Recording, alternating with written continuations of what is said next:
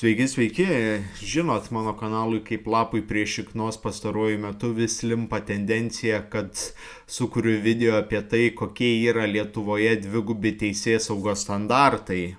Praėjus vos keliem mėnesiam nuo mano praeito vaizdo įrašo šiandien vėl turiu griebtis megafoną ir jum, mano liaudis, ištransliuoti kai ką, kas tikrai pagavo mano dėmesį. Štai pasirodo, Kaune Lietuvos sveikatos mokslų universitete studijuoja Izraelio pilietis, kuris 2023-aisiais buvo dislokuotas Gazos ruože ir ten tarnavo liūdnai pagarsėjusiame 52-ame šarvuočių batalione pavadinimu Vampyrų imperija. Aišku, apie padarytus nusikaltimus Gazos ruože mažai kam reikia pasakoti.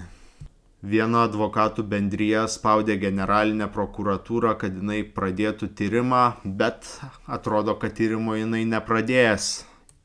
Kitaip sakant, išrinktai tautai išrinktosios išimtis. Tiesiog įsivaizduokite, kas būtų, jeigu tam būtų ne Izraelio, o pavyzdžiui Rusijos pilietis.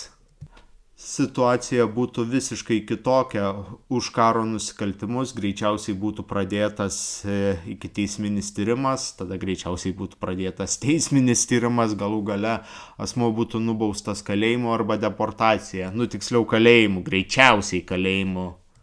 Bet kaip suprantu, šiuo atveju metam savo vertybinę politiką į šakų smulkintuvą. Atminkit, vaikai, karo nusikaltimai yra gerai, jeigu juos daro tam tikros šalis. Bet kodėlgi aš pasirinkau šitą atvejį ir kodėl norėjau padaryti šį trumpą vaizdo įrašą?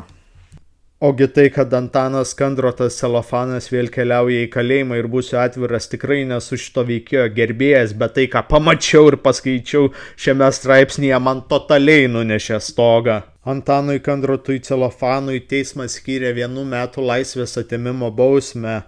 Skaitom toliau. A. Kandrotas Celofanas ir A.